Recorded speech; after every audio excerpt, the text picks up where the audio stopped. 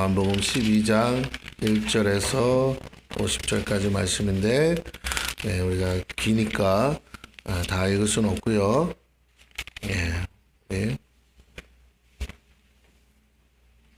44절부터 50절까지를 우리가 보도록 하겠습니다. 제가 봉독합니다. 예수께서 외쳐 이르시되 나를 믿는 자는 나를 믿는 것이 아니요 나를 보내신 이를 믿는 것이며 나를 보는 자는 나를 보내신 이를 보는 것이니라. 나는 빛으로 세상에 왔나니 물은 나를 믿는 자로 어둠에 거하지 않게 하려 함이로다. 사람이 내 말을 듣고 지키지 아니할지라도 내가 그를 심판하지 아니하노라. 내가 온 것은 세상을 심판하려 함이 아니요 세상을 구원하려 함이로라. 나를 저버리고 내 말을 받지 아니하는 자를 심판할 리가 있으니 곧 내가 한 그 말이 마지막 날에 그를 심판하리라. 내가 내 자의로 말한 것이 아니요 나를 보내신 아버지께서 내가 말한 것과 이룰 것을 친히 명령하여 주셨으니 아버지께서 내게 말씀하신 그대로니라 하시니라. 아멘. 오늘 제목은 빛으로 오신 예수님이라는 제목으로 함께 은혜를 나누도록 하겠습니다. 성찬식이 너무 짧아서 좀 생뚱맞죠? 간단하게 이제 우리 장로님들이 세워지면 좀 자주 하려고 해요. 원래 1년에 2번 하는데 그러니까 세례식이 1년에 2번을 하거든요. 세례식에 맞춰서 성찬을 하다 보니까 장로교에서는 주로 이제 고난주간 그리고 추수감사주일을 전으로 이렇게 하게 됩니다. 그러니까 뭐 특별히 어느 날 해야 된다라는 규칙이 있는 게 아니고 세례식에 맞춰서 하다 보니까 그렇게 됐는데, 왜냐하면 세례교인만 성찬에 참여하기 때문에 그래요. 그래서 세례 베풀고 그 처음 이제 세례 받은 사람들이 같이 이제 그 시간에 성찬에 참여하는 거거든요. 근데 이제 어쨌든 우리 이제 다음 주에 장로님들이 세워지면 저는 원래 이제 매주 성찬 하는 데서 배웠기 때문에 매주 하고 싶었지만 매주 하는 것도 또 별로 이렇게 은혜가 없어요. 그래서 가급적이면 이제 바라기는 한 달에 한 번씩 잊어버리면 안 되니까 한 달에 한 번씩은 좀 경건하게 성찬 예배를 따로 해서 좀 드리면 좋겠다라고 생각을 합니다. 그래서 그러고 싶은데요. 이제 또 상황을 봐서 적어도 1년에 분기마다 한 번씩은 하려고 합니다. 그러니까 그렇게 아시고 장로님들 세우는 목적이 거기 있죠, 뭐 그렇죠? 그러니까 또 가운 입고 같이 하시면 분위기도 다르고 아무래도 훨씬 더 은혜로울 줄로 믿습니다. 그러니까 그렇게 아시고 우리 모두 앞으로 성찬을 좀 더 자주 해서 우리 자신을 다시 돌아보고 씻고 회개하고 또 정비하는 시간들이 있었으면 좋겠다 싶습니다. 어쨌든 오늘은 앞서 빛으로 오신 예수님 종려주일 예배로 드릴 때 이 시간 하나님께서 저와 여러분에게 큰 은혜를 주실 줄로 믿습니다. 할렐루야. 여러분 내년 해마다 돌아오는 절기 중에 한 날이죠. 그리고 이번 주간은 고난주간으로 우리가 지킵니다. 왜냐하면 주님이 이 주간에 잡히셨기 때문에 그래요. 잡히시고 수많은 고초를 겪으신 이후에 모두가 보는 앞에서 죄인으로 낙인 찍히시고 십자가에 달려 죽으셨습니다. 자, 어린 양으로 오신 주님을 기념하기 위한 절기요. 오늘은 그 주님이 자신의 마지막을 하시고 예루살렘에 입성하신 날을 기념하는 것이죠. 그 예수가 이스라엘만이 아니라 온 인류의 죄를 짊어지시고 죽으러 오신 어린 양임을 만천하에 알리기 위해 우리는 이 한 주간을 경건하게 보내야 될 줄로 믿습니다. 우리를 위해 죽으신 주님을 따라 또 주님과 함께 죽고 다시 사는 은혜를 체험하기를 바랍니다. 그때 주님의 능력이 내 능력이 되고 주님의 의가 내 것이 되기 때문에 그렇습니다. 이것은 이론이 아니에요. 실제입니다. 여러분이 살면서 신앙생활하면서 이걸 한 번도 경험하지 못한다. 그거는 정말 불행한 겁니다. 예수 믿고 난 이후에 내가 죽고 내가 예수 안에서 다시 사는 이 영적인 경험을 반드시 하셔야 돼요. 이거 안 하고 예수 믿는다. 이거 말이 안 됩니다. 반드시 처음 회심할 때 정말로 죄인이 돌아오면서 경험하는 분도 있어요. 대부분은 처음 예수 믿고 회심할 때. 그러나 또 모태신앙이라든지 그냥 누구 따라와서 그냥 왔다리 갔다리 하는 신앙이면 경험을 못할 수도 있어요.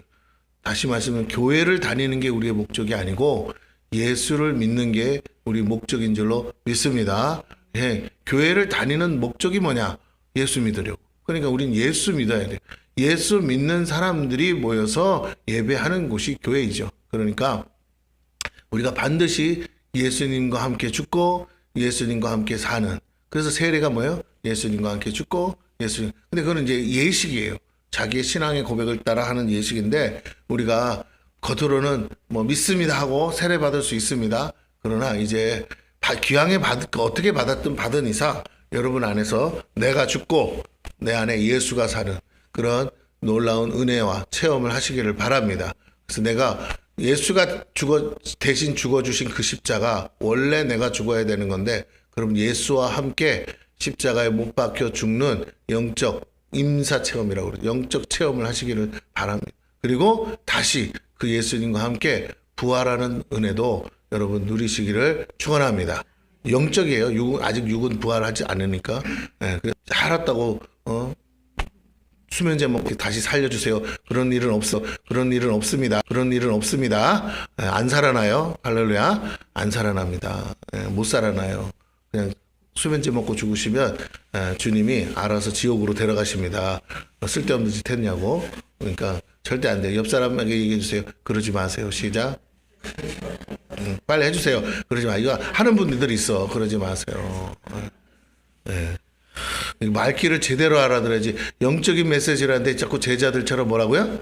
육적으로 알아들으시면 안 돼요. 수면제 먹고 죽으라는 게 아닙니다. 네. 제가 그런 얘기하는 그러다가 살아난 분도 있지요.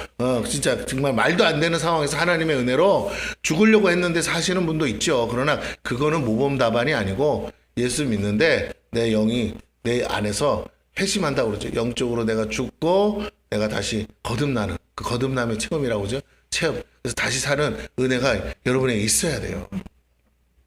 그냥 단순히 내가 죄 안 짓고 산다. 이걸 말하는 게 아니에요. 그건 경건의 삶이고 그건 성화의 과정이라고 그러잖아요. 그거는 계속 되는 거예요. 근데 내가 사는 동안에 딱 한 번이라도 내가 예수와 함께 죽고 예수와 함께 사는 이걸 다른 말로 하면 회심, 또 다른 말로 하면 중생, 또 거듭남 이렇게도 표현하지만 뭐가 됐든 좋겠습니다. 하여튼 예수와 함께 죽고 예수와 함께 사는 그 영적 체험이 우리 가운데 있을 때 여러분이 하나님의 자녀인 것을 확신하게 돼요.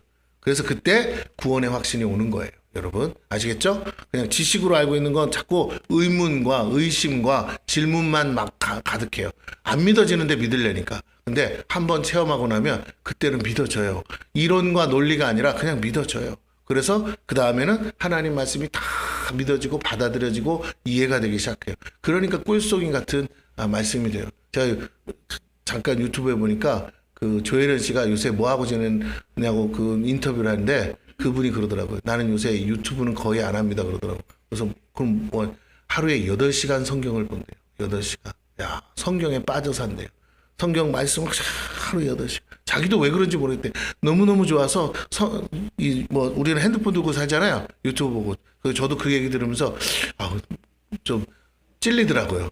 나는 8시간 유튜브 보는 것 같은데 저분은 8시간 성경을 평신도가 나보다 더 성경을 많이 보시니 하나님이 저렇게 막 성경 강의를 성경 그 공부 있잖아요. 막 이런 걸 찍어서 소문나게 하고 그래서 내가 정말 창피하다. 내가 8시간이 아니라 저분이 8시간이면 난 12시간을 봐야 되는데 주여 하면서 회개라기보다 쪽팔리는 그런 마음이 있었는데 그분은 유별난 거고 근데 제가 여러분에게 하루에 1시간은 그래도 뭐라고요? 성경을 보시는 저와 여러분 되기를 축원합니다. 예. 그게 그 체험을 하고 나면 말씀이 너무 꿀송이 같이 단 거예요. 막 다 나한테 하는 말씀 같아요. 그래서 너무너무 성경에서 눈이 안 떨어져요. 막 성경을 보다가 울기도 하고 성경 보다 웃기도 하고 하여튼 혼자서 너무 좋아가지고 여러분 그런 은혜가 우리 가운데 2024년도에는 충만하기를 축원합니다. 예, 그렇습니다. 많은 사람들이 사실 예수를 믿으면서도 이 영적이고 실제적인 체험을 하지 못해서 신앙생활 하면서도 불행하다고 생각하고 우울하다고 생각하는 것이죠. 죄인된 우리가 주님과 함께 십자가에서 죽고 다시 사는 영적 체험을 해야 하고 하셔야 됩니다. 그때야 비로소 주님의 죽으심이 내 죽음이 되기 때문이고 죄에 대하여 죽었음을 선포할 수 있어요. 내가 죄를 안 짓는다. 이게 죄에 대한 죽음이 아니고 예수로 말미암아 내 모든 죄가 사함받았을 뿐만 아니라 죄 짓는 나, 옛사람이 내가 진짜 죽었다는 걸 믿음으로 선포할 수 있다라는 거예요. 아멘? 그럼 그 이후에 죄 짓는 건 뭐예요? 그건 내가 아닌 겁니다. 죄에 대하여 죽고 의에 대하여 산 저와 여러분이 영접해야 될 분이 바로 빛으로 오신 예수 그리스도이심을 기억하시고 우리가 말씀을 나누도록 하겠습니다. 아니 그럼 목사님 내가 죄 안 짓는 거면 내가 회개할 필요도 없네요. 아니 그 얘기 아니에요. 내 영이 죄를 짓지는 않는다는 거예요. 거듭난 영은 죄 짓지 않습니다. 그래서 다시 죽을 일이 없어요. 할렐루야. 그래서 우리의 구원이 안전해요. 그러나 내 마음이 아직도 뭐라고요? 사단에게 속아서 옛사람의 습관을 따라 자꾸 마귀가 속여요. 아직 옛사람이 안 죽은 것처럼. 그래서 자꾸 내가 옛사람을 따라 살게끔 만들어요. 이미 죽었는데. 그러니까 속지 마시고 여러분 믿음 안에서 영을 따라 사시는 저와 여러분 되기를 바랍니다. 영 따라 사셔야 돼요. 영으로 사셔야지 육으로 사시면 안 됩니다. 옛날에 하던 대로 살면 안 됩니다. 이제는 내 안에서 성령이 오셔서 성령이 이끄시는 대로 성령이 가르쳐 주시는 대로 사는 걸 당연한 줄 알고 그것을 익숙하지 않습니다. 불편합니다. 또 때로는 내가 알고 있던 생각과 부딪힙니다. 그래도 성령에 따라 살아요. 그게 뭐냐? 날마다 나를 쳐서 복종시키는 삶이에요. 그럼 성령을 따라 어떻게 사느냐? 또 이렇게 물으면 시간이 많이 가지만 여러분 아까 말씀드렸죠. 뭐 한다고요? 말씀을 보세요.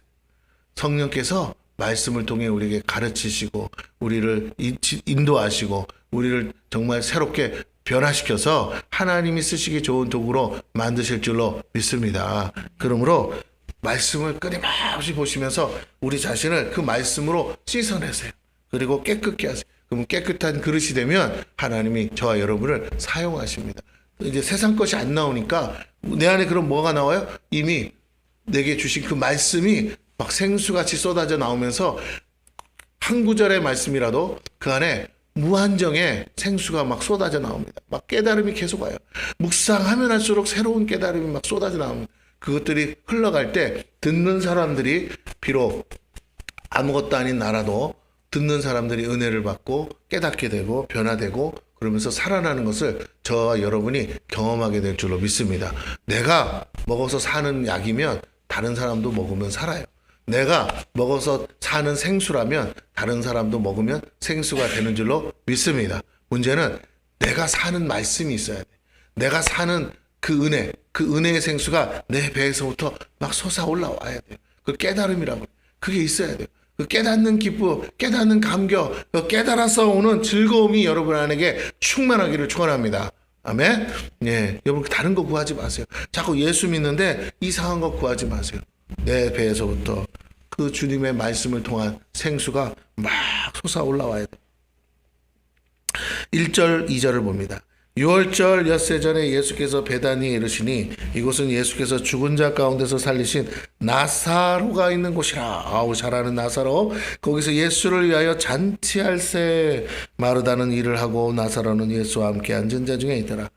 예수님의 본래 목적대로라면 뭐 잔치할 분위기는 아닌데 그러나 이들은 모르니까 또 예수님이 예루살렘에 오는 요 시기에 제자들이 또 이렇게 막 소문내는 것들이 있어요. 야, 우리 예수님 메시아다. 이제 우리가 이제 해방된다. 자유케 된다. 뭐 이런 이제 약간 예수님의 의도와 다른 소문들이 솔솔솔 흘러나가기도 했습니다. 그러니까 사람들은 이제 그런 기대가 함께 있는 거죠.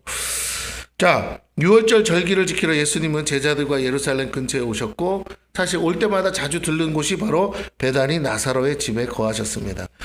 또 저번에 나사로가 죽었다가 이제 예수님 때문에 살아났죠. 예수를 위해 잔치를 베풀었고 마르다는 여전히 분주하게 일하고 있습니다. 뭐 그전과는 다르지만 어쨌든 마르다는 그 예수님 오실 때마다 식사 대접하는 게 본인의 은사죠. 중요한 건 예수님은 지금 뭐하러 오셨냐? 죽으러 오셨다는 거예요. 어린 양으로 화목제물이 되시기 위해 오셨습니다. 그런데 그곳에 죽었다가 산 나사로가 있는 거예요. 네, 이건 동네 사람들이 다 알죠. 나사로는 결국 뭐예요? 부활을 상징합니다. 이건 예수님의 죽음이 그 자체로 끝이 아니라는 것을 상징하는 것과 같아요. 우리가 잘 아는 것처럼 예수님이 요 사건 전까지 끊임없이 제자들에게 뭐라고 그러죠? 나 죽어, 나 죽어, 나 죽어 그랬어요. 근데 죽어가 끝이 아니에요. 나 죽어. 그런데 3일 만에 내가 살아나리라. 인자가 살아나리라를 반복했는데 제자들은 뭐만 들어요? 아직 육의 사람들이라 앞에만 들어. 나 죽어, 나 죽어. 그러면 꼭 하는 말이 왜 죽어요? 왜 죽어요? 이런 거예요. 근데 예수님은 그랬어요. 죽는 게 중요한 게 아니고 죽어야 되지만 죽었는데 내가 뭐 한다? 다시 살아날 거야. 근데 이게 안 믿어지는 말이에요. 말도 안 되는 말이야. 그리고는 죽는다 그러니까 제자들은 일단 죽는다는 자체가 싫은 거야. 그 말부터 나오는 자체가 싫은, 듣기 싫은 말이 나오니까 뒤에 무슨 말을 했냐는 중요하지 않은 거예요. 예. 우리나라 사람들도 하는 말 있죠. 한국말은 어떻게 해야 된다고요? 그렇죠. 끝까지. 동사가 뒤에 있잖아요.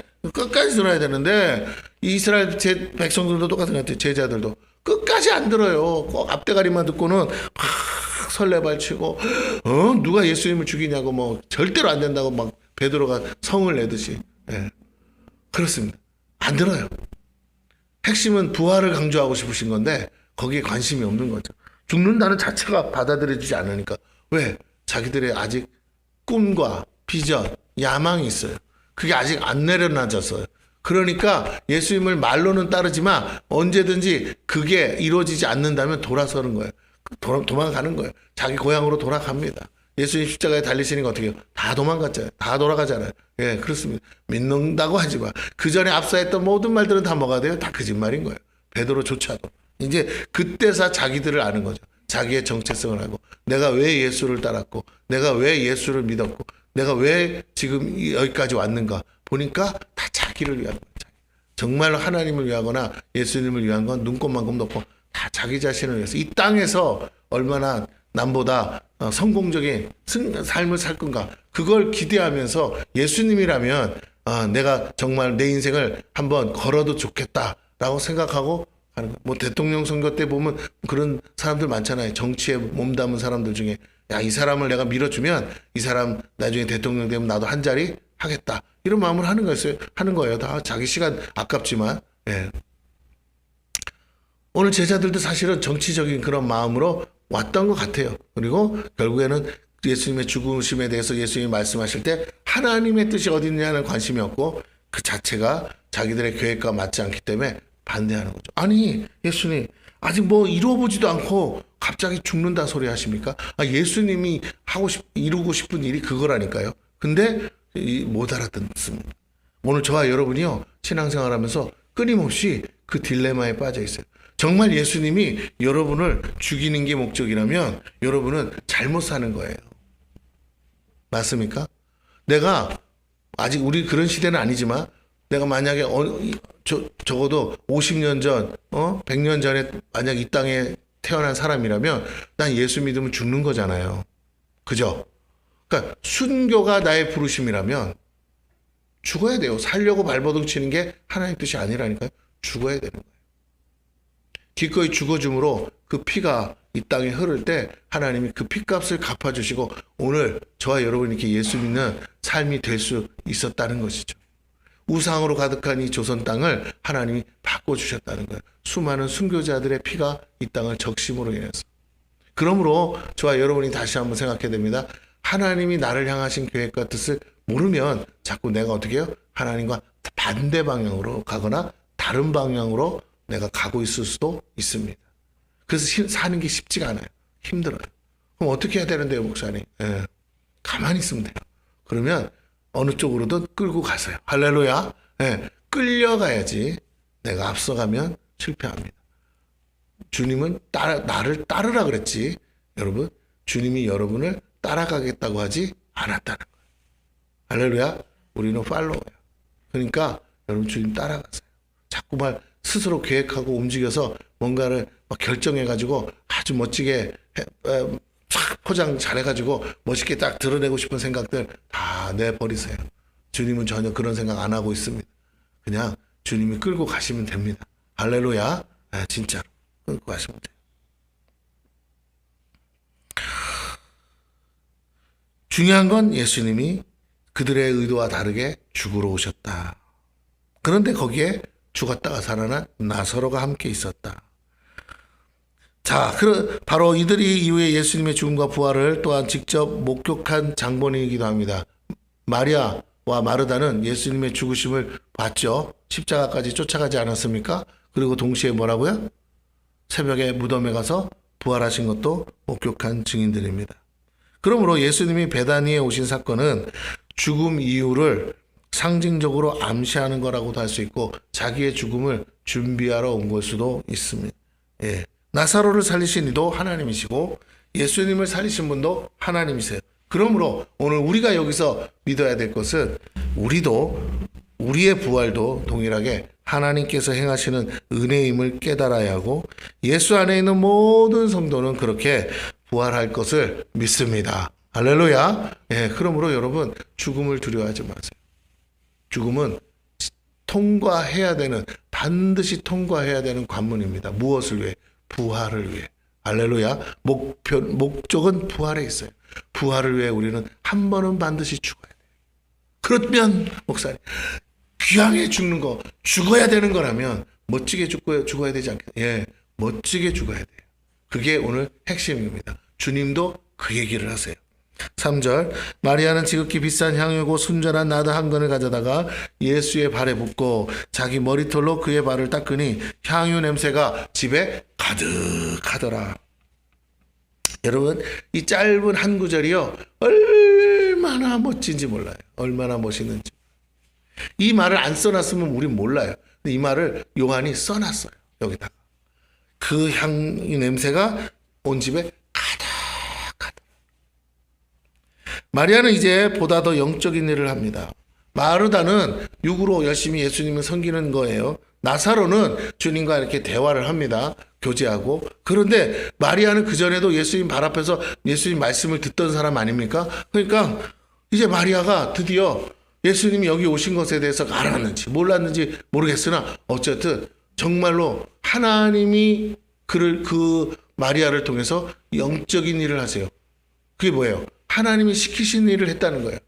하나님이 시키신 일이 뭐예요? 자기가 아끼고 시집가면 쓰려고 했던 뭐죠? 예?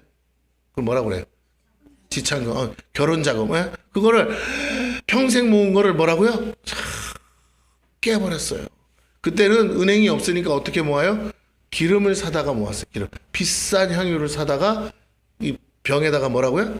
이렇게 한 방울 두 방울씩 해서 모아놓는 거예요. 그게 이렇게 이제 가득 찼어. 이거 이제 팔아가지고 뭐라고요?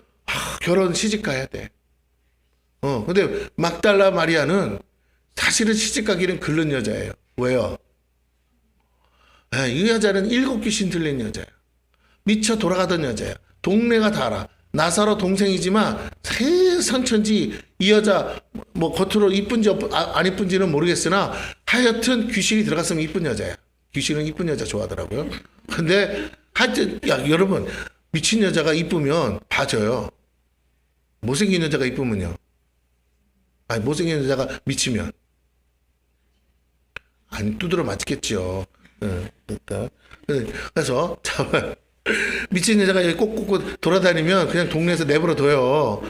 그래도 이쁘니까. 그렇지만 못생긴 여자 그러고 다니면 어떻게 해요? 꼴보기 싫어서 두드러 팬다니까. 자, 그런데 이제 웃자고 하는 소리고 중요한 건 근데 의외로 그래요.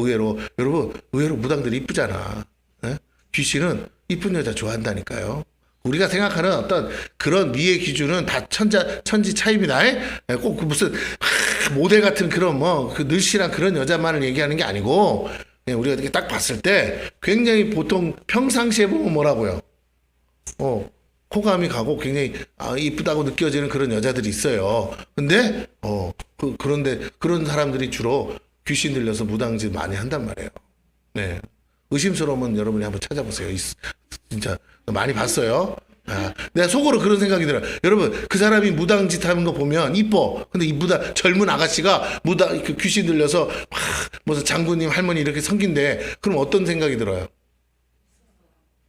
그냥 불쌍해요? 난 남자라서 그런가 봐. 아깝다. 에? 그죠? 내가 먼저 만났었으면 안 그랬을 텐데. 그래요. 자, 뭐 만나지는 않았겠죠. 그렇지만 제가 그 보면 너무 인물이 아까우니까 그런 생각이 들더라고요. 그 정도로. 근데 여기 마리아는 무슨 귀신이 들었다고요? 한 마리도 아니고 7귀신. 7귀신이 예수님이 축사해서 살아났어요. 7귀신이 들 정도면 어떻게 해요? 정말 제정신으로 못 사는 거예요. 밤낮을 미친 여자처럼 이 집안의 짐덩이요. 이 집안의 막 고민거리였는데 이걸 해결해 줬어요. 예수님이. 그러니 나사로랑 마르다 언니가 얼마나 좋아하겠어요. 할렐루야. 네? 감사해야 돼요. 손민영 집사님은. 동생들 그냥 내버려뒀으면 7귀신 들어갔을지 몰라. 여기 와서 산 거야. 할렐루야. 그러니까 가만히 생각해봐. 그런 거 같죠? 네, 그러니까 감사하세요. 네. 네. 진짜라니까. 네. 여러분은 몰라도 저 두 사람은 알 거 아니야. 자기 삶이니까. 미친 여자처럼 온 동네 싸돌아다니잖아. 그렇죠? 그러니까. 우리 교회 와서 지금 정착하고 있는 거예요. 얼마나 감사해요, 여러분. 뭘 제가 한 게 아니고 주님이 하셨죠. 그 남양에서 뭐하러 여기까지 오겠어요. 근데 하나님이 헤매고 다니니까 뭐라고요? 다 잡혀가지고 여기까지 와서 여기서 이제 확실하게 붙들렸죠. 그렇습니다. 오늘 우리가 그래요. 그런데 이 은혜를 맛보고 나니까 마리아는 너무 좋아서 예수님이 오셨는데 또 언제 오실지 모르니까 이번이 기회다. 나는 뭐라고? 예수님께 이미 시집간 여자다. 예? 그렇게 생각하는 거야. 그리고는 어떻게 해요? 나는 이제 뭐 실제로 부부 관계를 맺는 건 아니지만 나는 이제 죽을 때까지 누구를 위해 산다? 난 예수님에서 살리라. 그러면서 자기의 그 결혼 자금을 어떻게 해요? 예수님 별 앞에 몰래 가지고 와서 갑자기 이상한 짓을 하는데 그냥 평상시 친하니까 와서 그런가 보다. 이 발에 입 맞추나 보다. 예수님 이제 영접하느라고 그런가 보다 했는데 갑자기 뭘 깬다고요? 향유를 그것도 작은 것도 아니고 순전한 나드 한 근이죠. 한 근.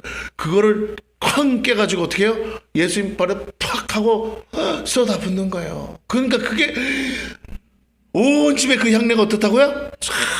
그전에는 뚜껑을 닫아놨겠죠. 퍼지는 거예요.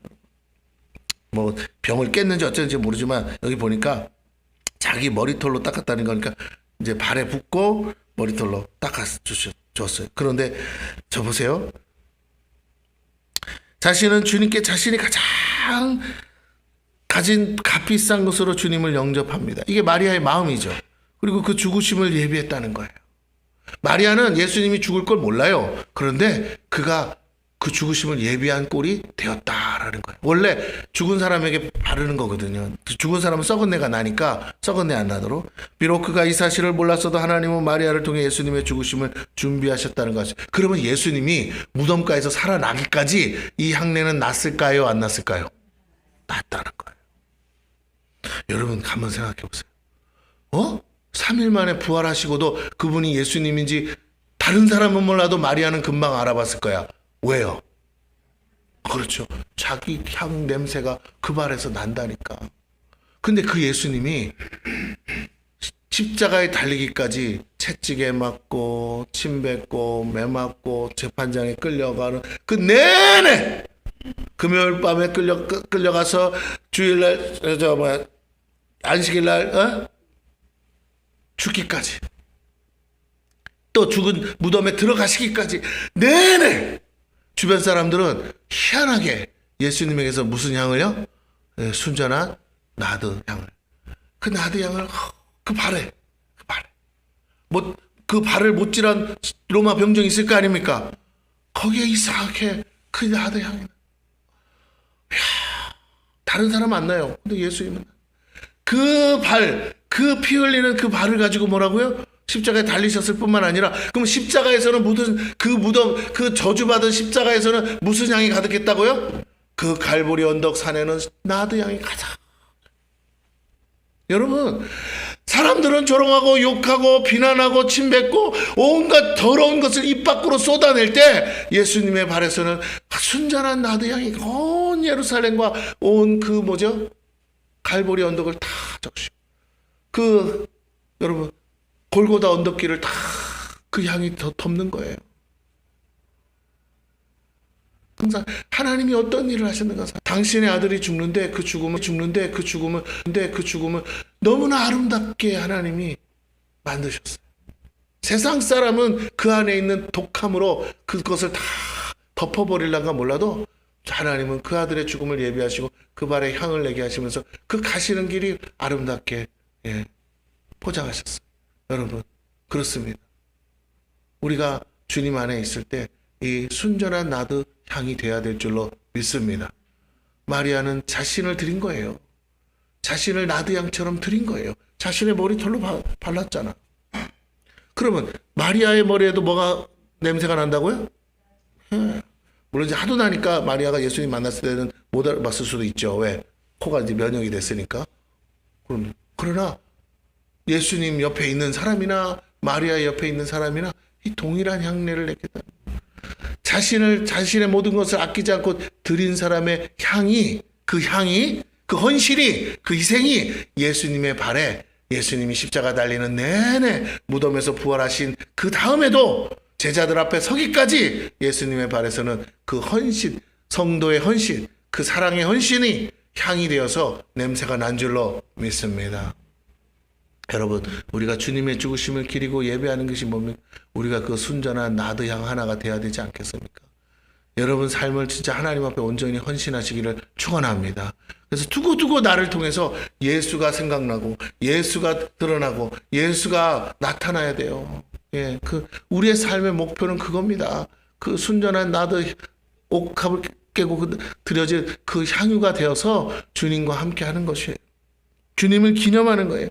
주님을 높여드리는 거예요. 자, 순전한 나드 한 근이나 되는 이 향유를 예수님 발에 붓고 머리털로 닦았을 때 그 향내는 온 방에 가득할 뿐 아니라 이 아름다운 향기가 온 예루살렘을 뒤덮었을 것이고 주님이 달린 십자가에조차 이 향내는 가실 줄 몰랐습니다. 가장 비참한 죽음이지만 가장 아름다운 향기가 나는 죽음이 되었고 예수님이 가시는 곳마다 이 향기가 퍼졌습니다. 이것이 바로 기념이라는 것이에요. 이 향기를 맡는 사람들마다 예수의 죽음과 십자가를 떠올릴 것이기 때문이고 그리고 그가 행하신 죄사함의 은혜와 사랑을 기억하게 되고 여러분 왜 제 장례식장에서 꽃을 드립니까? 향을 내는 거예요. 할렐루야. 죽은 사람을 기념하면서 그 향이 나기를 바라고 우리가 그를 애도하면서 향을 내는 거예요. 오늘 우리가 그렇게 살아야 된다는 겁니다. 우리의 신앙생활은 예수님과 함께 죽는 건데 예수를 위해 죽는 거예요. 그래서 내 삶이 아름다운 향이 돼야 될 줄로 믿습니다. 아멘. 옆 사람에게 해주세요. 아름다운 냄새가 납니다. 시작. 또 킁킁거리지 마시고 아름다운 냄새가 납니다. 그의 삶이, 여러분의 삶이 아름다운 냄새가 나야 돼요. 그런 분들 있잖아요. 이 향기를 맡는 사람들마다 예수의 죽음과 십자가를 떠올릴 것이기 때문이고 그가 행하신 죄사함의 은혜와 사랑을 기억할 것이에요.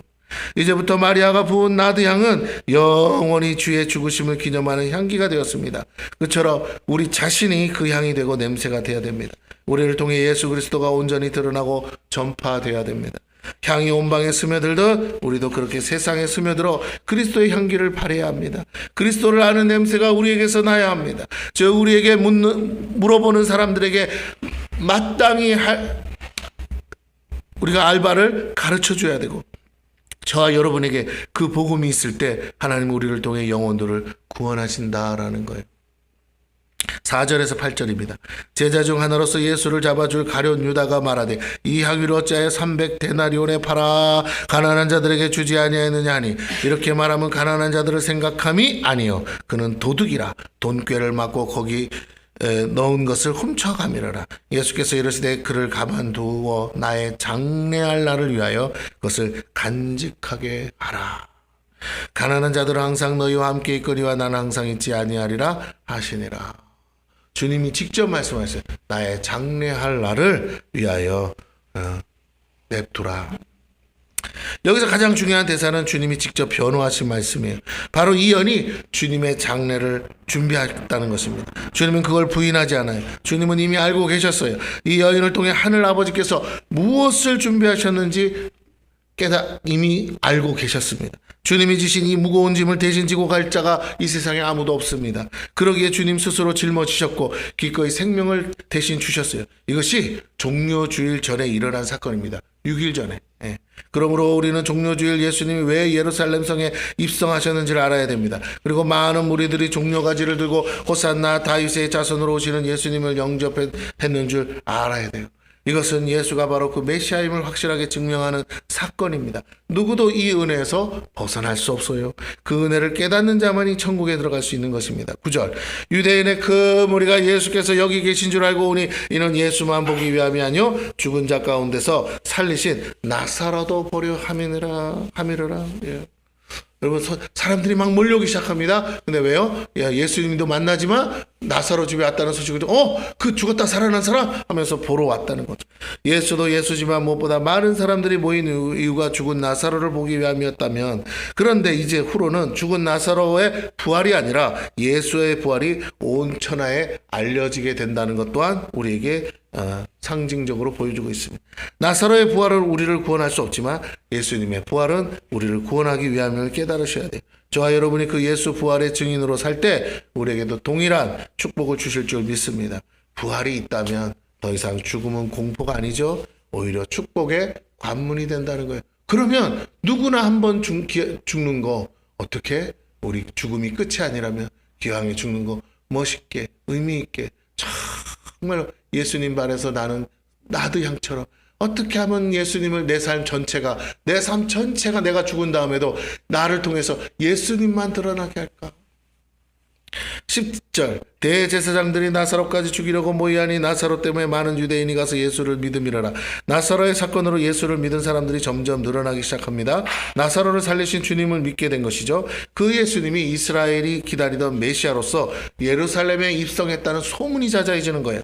그들이 그 예수를 따라 함께 입성하고 호산나 다윗의 자손이 하면서 우리를 구원하여 주소서라고 부르짖었어요. 그가 로마의 식민지에서 자신들을 구원할 메시아라고 생각했습니다. 주님은 죄에서 우리를 구원하시기에 오신 온 인류의 구세주임에 불구하고 그들은 육적인 이스라엘의 해방을 위한 구세주로만 생각했다라는 거죠.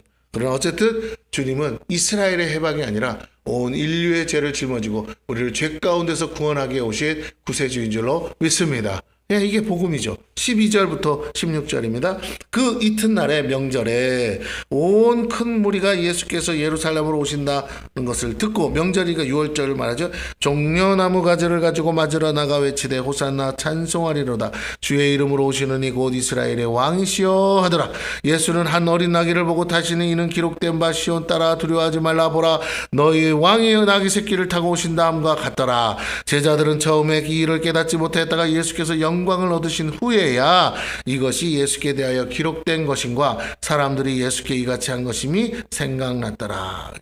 영광을 얻으신 후에, 영광을 얻으신 게 뭐예요? 십자가에 달려 죽으신 이후에 제자들이 성령을 통해서 깨닫게 됐어요. 이 기록된 말씀이 이게 그냥 있는 게 아니라 이 이스라엘의 왕이 바로 우리 주님이 나귀 새끼 탄 거 그 얘기를 예언한 거야.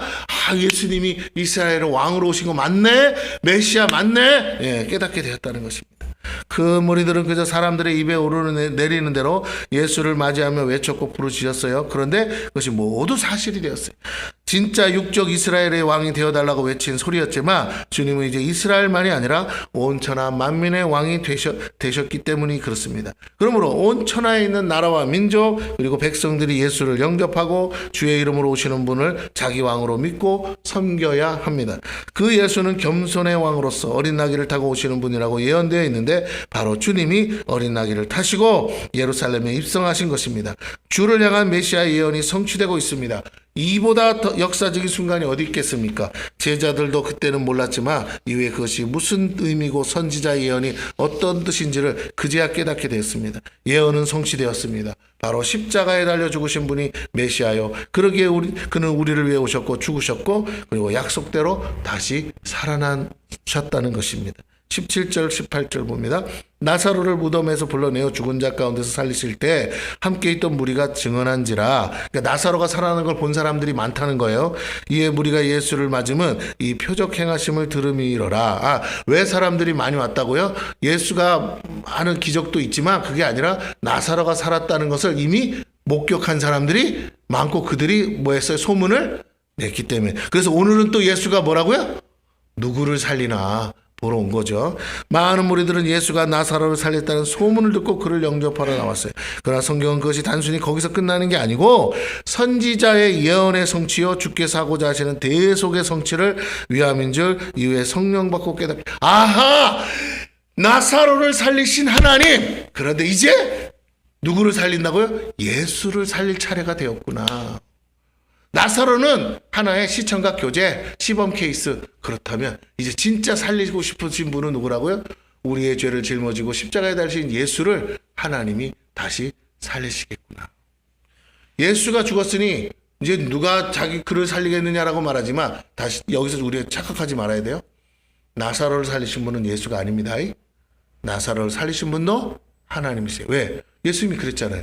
아버지여 내 기도를 들어주심에 감사합니다.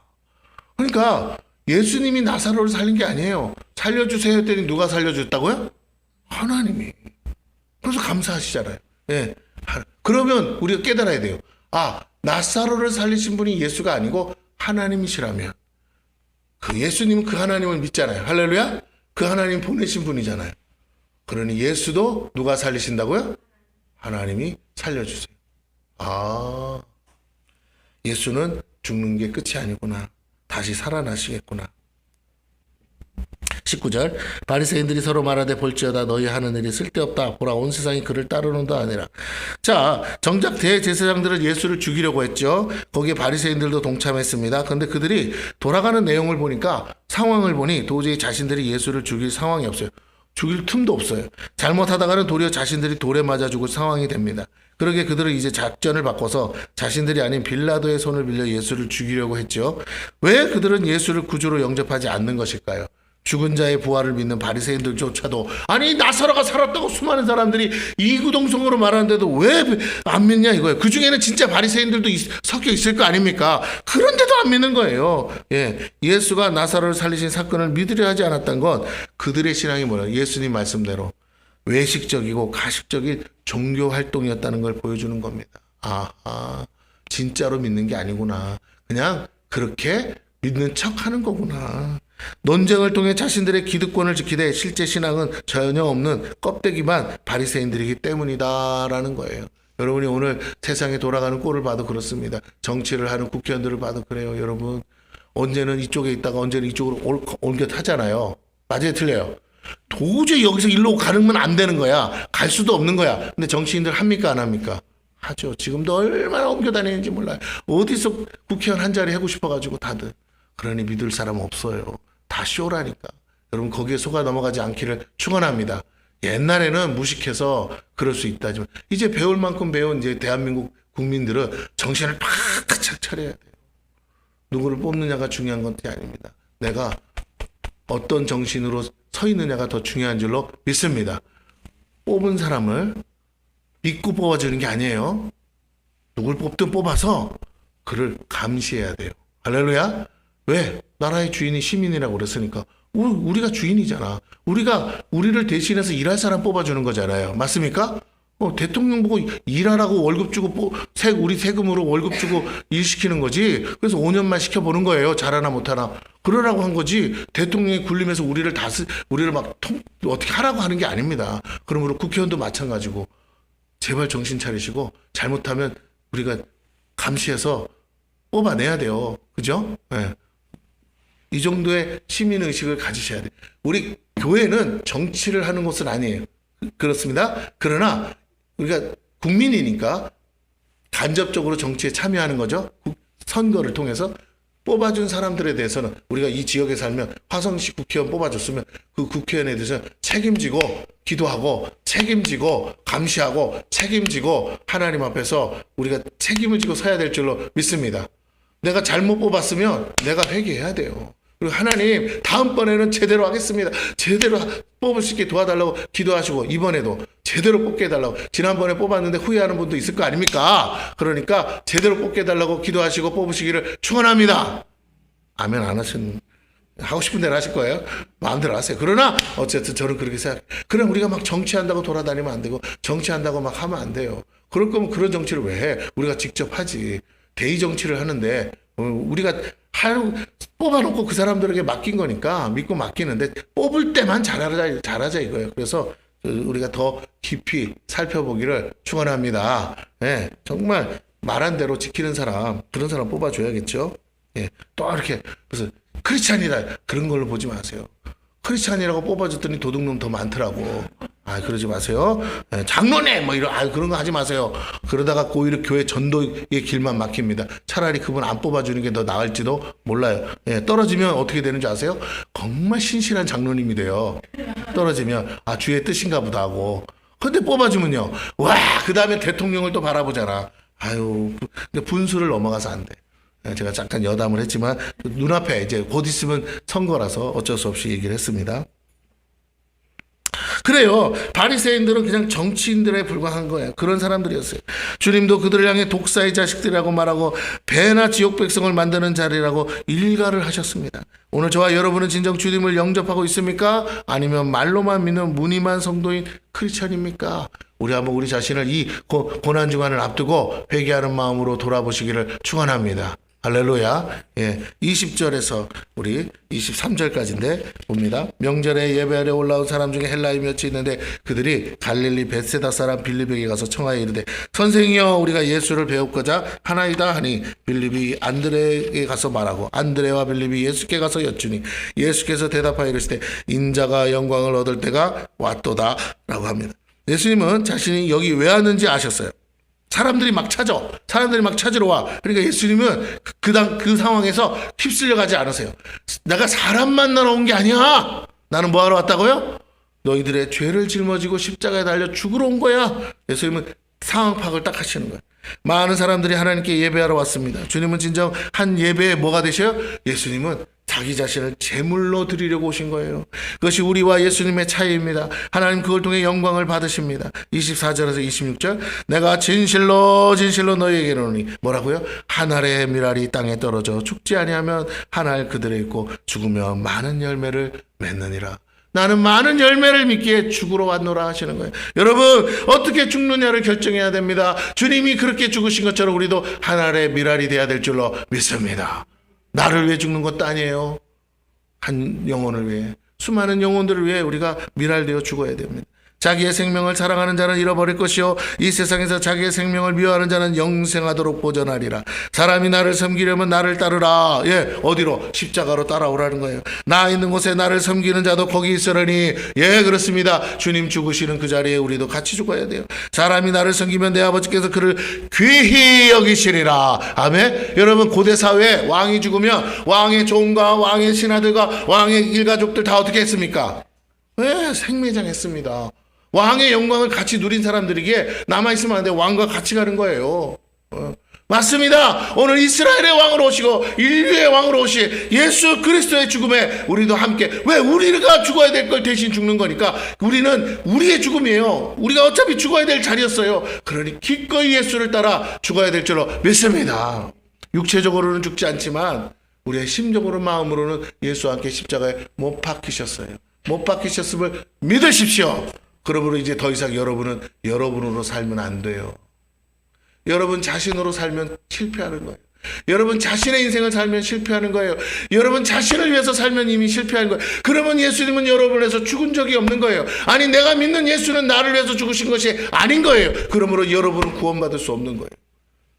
여러분이 정말 예수를 통해서 죄사함 받고 구원받기를 원하신다면 여러분은 그 예수를 위해서 기꺼이 죽어야 될 줄로 믿습니다.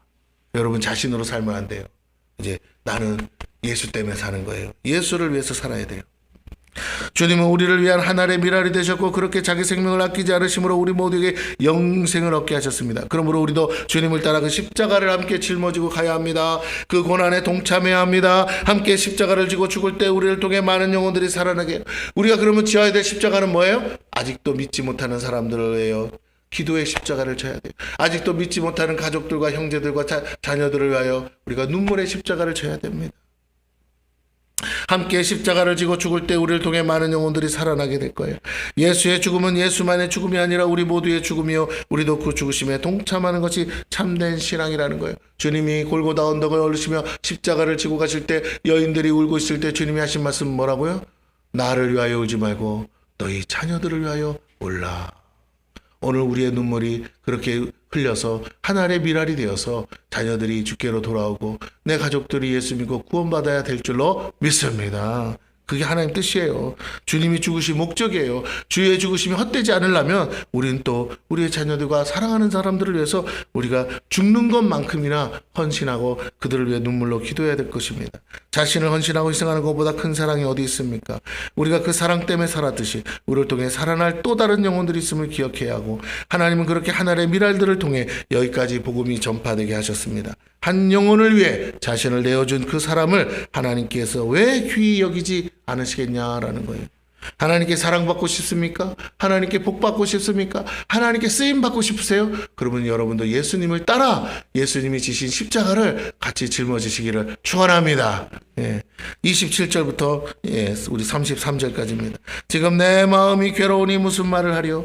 아버지여 나를 구원하여 이때를 면하게 하여 주옵소서. 그러나 내가 이를 위하여 이때에 왔나이다. 아버지여 아버지의 이름을 영광스럽게 하옵소서 하시니 이에 하늘에서 소리가 나서 이르되 제자들도 이 소리를 같이 들었어요. 내가 이미 영광스럽게 하였고 또다시 영광스럽게 하리라 하시니 곁에 서서 들은 무리는 천둥이 울었다고도 하며 또 어떤 이들은 천사가 그에게 말하였다고도 하니 예수께서 대답하여 이르시되 이 소리가 난 것은 나를 위한 것이 아니요 너희를 위한 것이니라. 이제 이 세상에 대한 심판이 이르렀으니 이 세상의 임금이 쫓겨나리라. 내가 땅에서 들리며 모든 사람을 내게로 이끌겠노라 하시니 이렇게 말씀하시면 자기가 어떠한 죽음으로 죽을 것을 보이심이러라. 예수의 죽음은 영적인 죽음도 심적인 죽음도 아닌 영혼 육이 모두 사망을 경험하는 전인적인 죽음이셨습니다. 하나님은 그 사망의 두려움 앞에 떨고 있는 주님께 응답하셨고 예수를 통해 영광 받으심을 기뻐하셨어요. 제자들이 천둥 소리와도 같은 하나님의 음성을 함께 들었습니다. 그렇다면 우리도 예수와 함께 십자가를 질 때 하나님이 영광 받으실 줄로 믿습니다. 아멘. 여러분이 여러분의 자녀를 위하여 눈물을 흘려 기도할 때 하나님이 영광 받으세요. 그 자녀를 향한 하나님의 계획이 우리의 눈물의 기도로 응답되는 거예요. 그가 바로 하나님의 아들이셨습니다. 이 모든 것이 바로 저와 여러분을 위한 것이고 이 세상 임금이 심판을 받게 되는 이유라는 거예요. 그가 예수를 죽였기 때문입니다. 그래서 그가 쫓겨나게 됐습니다. 아담과 하와를 에덴에서 쫓겨나게 한 장본인이 이제 다시 그가 자신에 의해서 쫓겨나게 되었다는 거예요. 마귀가 에덴 동산에서 아담과 하와를 쫓겨나게끔 만들었는데 이제는 자기가 거기서 뭐라고요? 이 세상에서 쫓겨나게 됐다는 거예요. 그러므로 예수의 죽음은 진정한 하나님의 승리요 대역전 드라마인 거예요. 무려 하나님이 몇 년을 일을 가셨어요? 4,000년 동안 일을 갈면서 이 역전 드라마를 준비하셨다는 겁니다. 그러니 누가 가장 기뻐하시겠어요? 여러분 34절에서 43절입니다. 좀 길지만 보겠습니다. 이에 무리가 대답하되 우리는 율법에서 그리스도가 영원히 계신다함을 들었거늘 너는 어찌하여 인자가 들려야 하리라 하느냐? 이 인자는 누구냐? 예수께서 이르시되 아직 잠시 동안 빛이 너희 중에 있으니 빛이 있을 동안에 다녀 어둠에 붙잡히지 않게 하라. 어둠에 다니는 자는 그 가는 곳을 알지 못하느니라. 너희에게 아직 빛이 있을 동안에 빛을 믿으라. 그리하면 빛의 아들이 되리라. 예수께서 이 말씀을 하시고 그들을 떠나가서 숨으시니라. 이렇게 많은 표적을 그들 앞에서 행하셨으나 그를 믿지 아니하니 이는 선지자 이사야의 말씀을 이루려 하심이라. 이르되 주여 우리에게서 들은 바를 누가 믿었으며 주의 발이 누구에게 나타나나이까 하였더라. 그들이 능히 믿지 못한 것은 이 때문이니 곧 이사야가 다시 일렀으되 그들의 눈을 멀게 하시고 그들의 마음을 완고하게 하셨으니 이는 그들로 하여금 눈으로 보고 마음으로 깨닫고 돌이켜 내게 고침을 받지 못하게 하려 함이라 하였음이더라. 이사야가 이렇게 말한 것은 주의 영광을 보고 주를 가리켜 말한 것이라. 그러나 관리 중에도 그를 믿는 자가 많되 바리새인들 때문에 드러나게 말하지 못하니 이는 출교를 당할까 두려워함이라. 그들은 사람의 영광을 하나님의 영광보다 더 사랑하였더라. 자, 예수님의 말씀을 우리가 귀담아 들어야 되고요. 이 속에서 우리의 모습도 함께 등장합니다. 아직도 우리가 어떤 모습으로 살고 있습니까? 아직도 하나님보다 사람을 더 두려워하며 살고 있습니까? 여러분 깨닫긴 깨닫고요. 믿기는 믿지만 우리가 여전히 그럴 때가 있습니다. 저도 그래요. 어떤 때는 사람이 두려워요. 베드로가 사람들의 시선 때문에 나중에 바울에게 꾸지람을 받잖아요. 네가 어찌 정말로 수제자라고 그러면서 네가 어찌 예수님의 말씀대로 복음대로 살지 않고 그렇게 가식적으로 율법대로 살려고 하느냐. 예. 똑같아요. 오늘 우리가 때로는 믿노라 하지만 순간에 사단이 주는 두려움에 사로잡혀서 사람을 의식하다가 예수를 부인하거나 예수를 팔아버릴 때가 있습니다. 오늘 우리가 그렇게 돼서는 안 될 줄로 믿습니다. 우리가 담대해야 됩니다. 성령 안에서 있지 않으면 담대할 수가 없어요. 끊임없이 그런 사단의 공격들이 오기 때문에 우리 눈에 자꾸 사람이 보여요. 그러나 우리가 영적으로 준비되면 우리의 영안이 열려서 이게 하나님을 실제로 보는 건 아니지만 내 마음에 뭐라고요? 자꾸 하나님이 생각나요. 하나님이 의식이 됩니다. 무슨 일을 하든지 하나님이 마치 옆에서 계신 것 같고 나를 쳐다보는 것 같은 그거, 임재의식. 그것이 우리에게 있어야 될 줄로 믿습니다. 그게 진짜 살아있는 거고 그게 깨어있는 것입니다. 오늘 그렇지 못하면 잠자는 것이고 어둠 속에 있는 것이에요. 오늘 주님이 그 얘기하는 거예요. 아직도 하나님을 믿노라 하지만 여전히 육으로 반응하는 거예요. 예수님이 인자가 들려야 한다는 그 말에 야 우리가 아는 메시아는 그렇게 아닌데 영원히 산다고 했는데 예, 여러분 성경은 육을 얘기하는 게 아니라 영을 얘기하는 줄로 믿습니다. 그렇지 않으면요 다른 구절이 충돌해요. 사람이 한 번 죽는 것은 하나님이 정하신 거라고 그랬어요. 영원히 살 수 없어요. 영원히 사는 사람도 없습니다. 그러므로 다 죽는 거예요. 그럼 영원히 산다는 건 뭡니까? 영적으로 사는 것을 말하는 거 아니겠어요? 영적으로 사는 것으로 이해하면 금방 해결될 문제를 끊임없이 육으로 해석하니까 앞뒤가 안 맞는 거예요. 그러니까 오늘날도 뭐예요? 영생교 같은 게 나오고 그죠? 네, 그런 거예요. 여러분 다시 한번 부탁을 드립니다. 우리의 육은 죽기로 작정돼 있고 이 죽음은 반드시 통과돼야 되는 관문인 줄로 믿습니다. 영생하고 싶습니까? 그럼 우리의 육체는 죽어야 돼요. 그래야 영생으로 들어가는 겁니다. 여전히 바리새인들은 예수님의 말씀을 깨닫지 못했어요. 그러기에 더더욱 그들은 예수를 믿을 수 없습니다. 근데 그렇게 된 것이 선지자를 통해 이미 예언되어 있었고 빛 대신 주님을 알아보지 못한 영적 무지함이 곧 어둠이요 믿지 못하는 상태가 어둠이었다는 거예요. 세상은요 온통 이 어둠에 갇혀 있습니다. 사망의 그늘 아래 있어요. 죽음이 그들을 더 덮고 있어요. 그래서 죽음의 두려움에 사로잡혔기 때문에 죽는다 그러면 사람들이 하나님이고 뭐고 그냥 다 도망가는 거예요. 여러분 죽음을 두려워하지 않기를 축원합니다. 예. 죽음을 기뻐하지는 않지만 죽음 자체를 두려워하지 마세요. 무서워하지 마세요. 그러면 자꾸 사단이 그것 가지고 우리를 쓰러뜨려요. 넘어뜨려요. 내가 가야 할 길을 못 가게 합니다. 여러분 두려워하지 마세요. 그냥 받아들이세요. 언젠가 올 건데 좀 일찍 왔다 생각하고 뭐라고요? 받아들이시면 깔끔한. 그렇다고 해서 넘어지지 않아요. 오히려 사단의 속임수예요. 그러므로 여러분이 한번 믿음으로 돌파해 보세요. 그러면요 그 사망이 떠나갑니다. 그 죽음이 사라져요. 그리고는 갑자기 언제 그랬냐는 듯이 평안이 옵니다. 여러분, 저와 여러분의 삶에 여러 가지 모양으로 그 죽음의 공포, 두려움이 올 때 여러분 그것을 다 거기에 반응하지 마시고 그 마귀를 무시하시고 대적하시고 쫓아내기를 축원합니다. 예, 하나님이 생사화복의 주권이 하나님께 있어요. 하나님이 말씀하셨어요. 여러분에게 사명을 주셨다면 말씀해야 돼. 뭐라고? 사단아! 내게서 떠나갈지어다. 나 아직 할 일 있어. 하나님이 내게 아직 하라 하시는 일 다 못 마쳤어. 그러니 너는 내게 올 이유가 없고 너는 내게 아무것도 아니야. 질병이라도 여러분 고통이라도 가난이라도 그 어떤 것도 내가 해야 할 사명 때문에라도 여러분이 대적하시기를 축원합니다. 웃기지 마! 가! 그리고 쫓아내셔야 돼요. 지금이 올 때도 와가지고 쓸데없이 가라고 하면서 여러분의 삶의 가난을 쫓아내시기를 축원합니다. 할렐루야. 돈 달라고 하는 게 아니라 뭐라고요? 가난을 쫓아내세요. 그 가난 마귀가 들어오는 돈도 뭐 하고 있다고요? 다 좀 먹듯이 먹고 있으니까 가난을 쫓아내면 들어오는 대로 쌓일 거 아니겠습니까? 그죠? 또 여러분의 질병을 쫓아내세요. 할렐루야. 자꾸 병이 오는 것을요 겁내지 마시고 병이 왔다고 막 무너지지 마세요. 안 죽어요. 할렐루야. 네, 안 죽어요. 우리 아버지도 엊그저께도 막 앉아가지고 막 죽는다고 막 내가 기도하면서 그랬어요. 하나님 오늘이라도 데려가시면 내가 아멘 하겠습니다. 어떻게 되겠죠. 우리보다 형편 어려운 사람도 이런 일을 만나는데 내가 이거 가지고 겁내서야 되겠어요 이제. 그러면서 내가 속으로 했어요. 하나님 이딴 일로 나 아무것도 안 주지 않고 안 무너지고 괜찮아요. 우리 아버지 데려가시면 빨리 데려가세요. 제발 좀 데려가세요. 그러나 기도는 그렇게 안 했어요. 할렐루야. 데려가실 거라면 얼른 데려가세요. 쉽게 데려가세요. 다음 주는 장로 장립이 있습니다. 주여 부활주일이에요.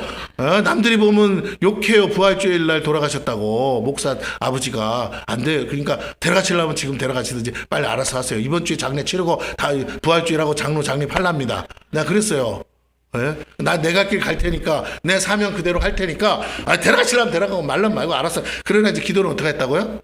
새벽에도 일어나서 기도해서 아버지 하나님 살려주세요. 오늘 예배 드려야 됩니다. 그랬더니 아침에 느닷없이 전화가 왔어요. 보통은 안 좋아야 전화가 오잖아요. 전화가 왔는데 그분이 하시는 말씀이 요양원 간호사인데요. 예, 아버지가요 어제보단 좋아지셨어요. 예, 걱정하지 마시고 어쩌고저쩌고 그러더라고. 그래서 아니 뭐 좋아졌으면 가만히 있지 뭘 전화를 해. 근데 하나님이 응답을 주신 거예요. 할렐루야. 오늘 예배 잘 드리라고. 그래서 내가 오늘 예배를 아주 평안하게 했습니다. 할렐루야. 여러분 저도 사연이 많아요. 아니라니까. 백조가 발은 어떻게 한다고요? 주여 우리 아버지는 주님께 맡겨 싸우니 주여 싸우니 주여 주의 뜻대로 하옵시고 나는 여기서 오늘도 예배를 합니다. 주여 오시옵소서 하고 하나님이 더 은혜를 막 부어주시더라고요. 막 부어주시죠. 예. 그렇습니다. 잘 지내신다잖아요. 할렐루야. 잘 지내신다. 아무 일 없대. 지금이라도 문제 생기면 어떻게 해요? 내가 그랬거든. 문제 생기면 바로 119 불러가지고 병원으로 보내라. 중환자실로. 요즘 의사 없어서 돌아오잖아요. 그러니까 어떤 환자만 받냐면 죽겠다는 사람만 받는데 119 실어가면 죽겠다는 거잖아요. 그러니까 그렇게 하면 받으니까 그렇게 해서 보내라. 그때까지는 우리 아버지 엄살 떠는 거 봐주지 마라 그랬어요. 하도 엄살을 떠니까 아니 이상해. 사람만 보면 어떻다고요? 이렇게 죽어가요. 방금 전까지 뭐 했는데 말했다니까. 근데 뭐라고요? 내가 아버지 어땠어요? 막 이러는 거야. 연기를 해. 대종상을 받으셔야 돼. 그래서 미치겠는 거야. 연기 어디까지가 진실이고 어디까지가 가짜인지를 알 수가 없어 우리 아버지를. 그래서 어쨌든 그랬는데 내가 저기보다 속지 마세요. 굉장히 연기 잘하십니다. 내가 한두 번 당한 게 아니에요. 그러니까 그냥 무시하시고 걱정하지 마시고 만약에 진짜 문제가 있으면 119 불러서 하면 내가 연락만 주시면 내가 병원으로 쫓아갈 테니까 이제 보호자가 있어야 받아주니까 하여튼 그랬어요. 그런데 지금까지 아무 소식이 없어요. 할렐루야. 뭐 예배 끝나고 올라가 어쩌란가 몰라도 상관없어. 걱정도 안 해. 하나님이 다 치료하신 줄로 믿습니다. 나 요새 배운 거 계속 쓴다니까요.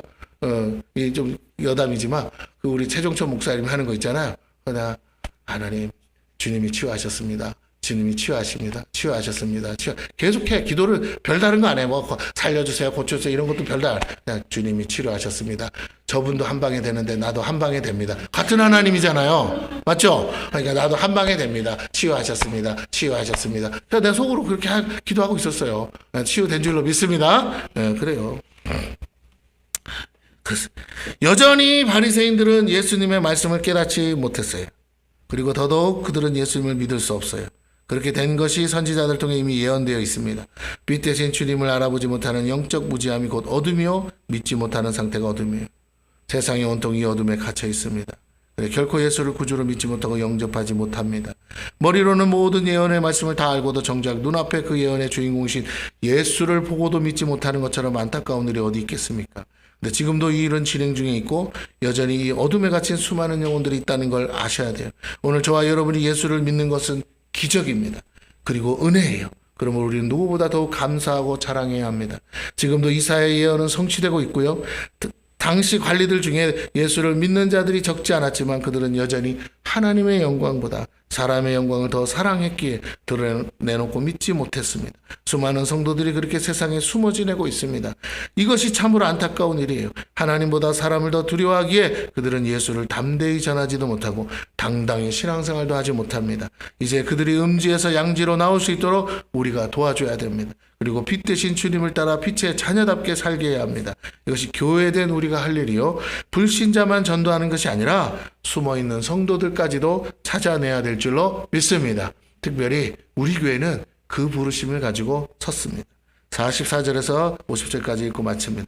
예수께서 외쳐 이르시되 나를 믿는 자는 나를 믿는 것이 아니요 나를 보내신 이를 믿는 것이고 나를 보는 자는 나를 보내신 이를 보는 것이니라. 나는 빛으로 세상에 왔나니 무릇 나를 믿는 자로 어둠에 거하지 않게 하려 함이로다. 사람이 내 말을 듣고 지키지 아니할지라도 내가 그를 심판하지 아니하노라. 내가 온 것은 세상을 심판하려 함이 아니요 세상을 구원하려 함이로라. 나를 저버리고 내 말을 받지 아니하는 자를 심판할 리가 있으니 곧 내가 한 그 말이 마지막 날에 그를 심판하리라. 내가 내 자의로 말한 것이 아니요 나를 보내신 아버지께서 내가 말할 것과 이룰 것을 친히 명령하여 주셨으니 나는 그의 명령이 영생인 줄 아노라. 그러므로 내가 이르는 것은 내 아버지께서 내게 말씀하신 그대로니라 하시니.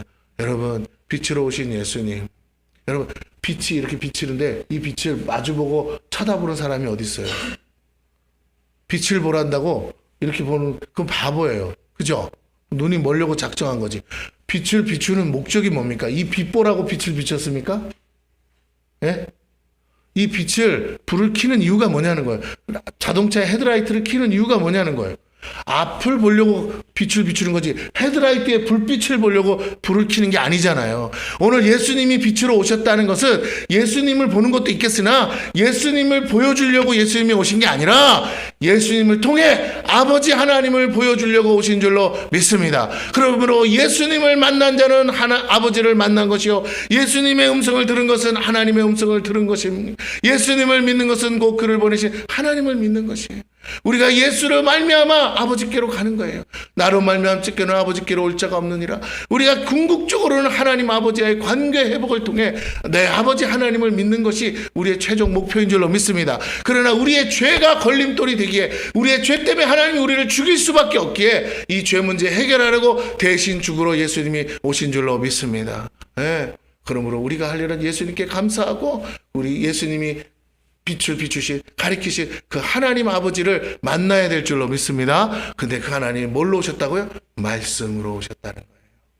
그러므로 저와 여러분이 부지런히 해야 할 일은 조혜련씨만이 아니에요. 남녀 호랑교계에서 잔뼈가 굵은 그가 어느 날 인생 바닥을 치고 드디어 빛 대신 주님을 만나고 나서 말씀이신 하나님을 배우니 그 말씀을 볼 때마다 너무 좋은 거예요. 할렐루야. 네. 하루에 8시간도 정말 눈 깜짝할 사이로 시간이 지날 만큼 너무나 그 사랑의 교제가 아름다워. 오늘 저와 여러분이 그 나중된 자가 우리보다 먼저 되는 것을 보고 빨리 여러분도 그 축복의 상황 반열에 들어가시기를 축원합니다. 그게 영생이에요.